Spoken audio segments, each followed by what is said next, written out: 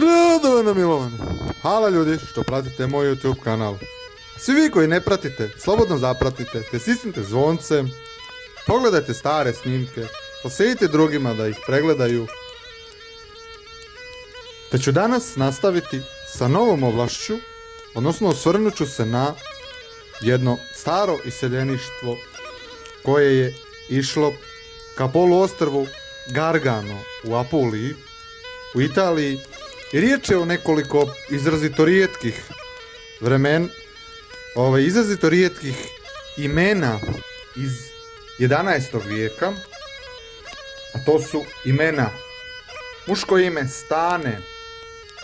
Stane,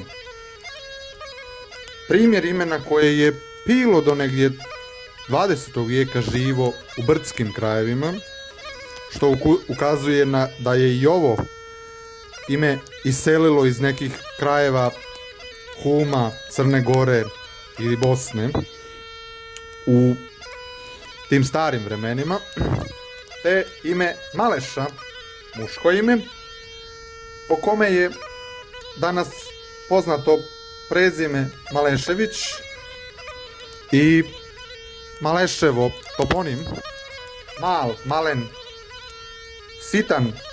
sitna osoba, malena osoba,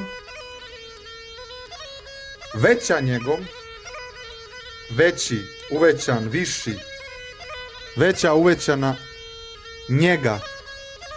Taj korijen veća je izrazito rijedak u srpskom imenoslovlju. Ovo je jako rijedak primjer ovakvih imena.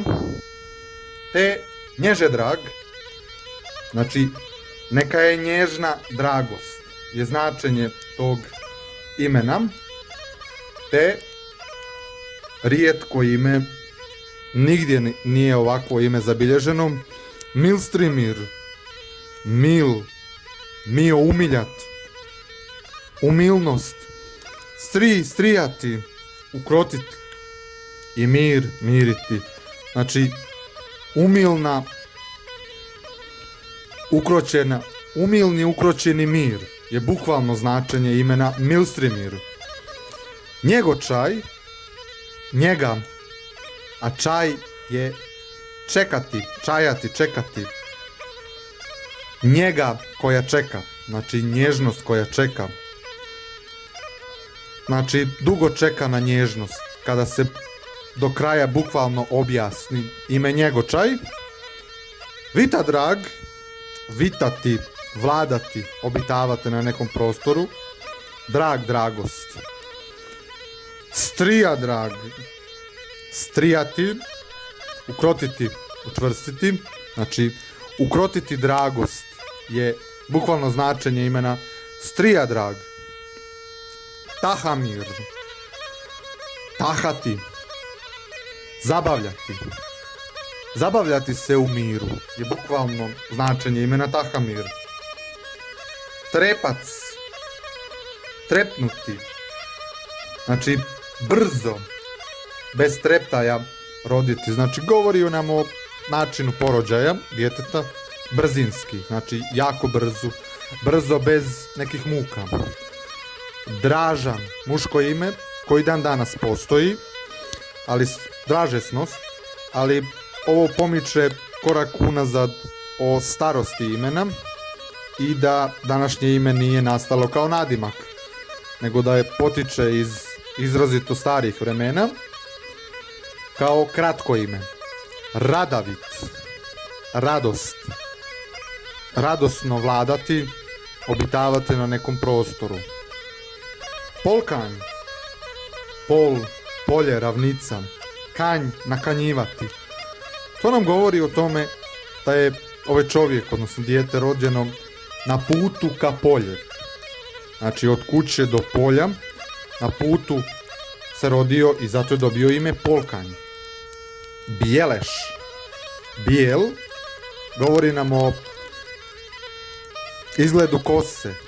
Ona žuta boja koja se presijava na suncu u bijelu, i njemu najbliže ime koje je bilo živo do 19. 20. vijeka je bilo ime Bjelan. ali ovo je sa drugim nastavkom, Bjeleš. Te ime Ljubica, danas to ime postoji samo kao žensko ime, a u ovom slučaju je riječ o muškom imenu Ljubica i još k tome je bio župan, znači vladar zajednice. Od ljubak, ljubkost, ljubav. Te muško ime Ljubac, također od istog korijena ljubkost, ljubav. I ime Drobanja, odrobiti, uništavati, gnječiti. Hvala ljudi što ste slušali i gledali ovaj snimak. Do sljedećeg snimka stisnite zvonce, zapratite kanal, proslijedite drugima da pregledaju i pregledajte stare snimke. Ugodan vam dan želim. Do sljedećeg slušanja. S Bogom!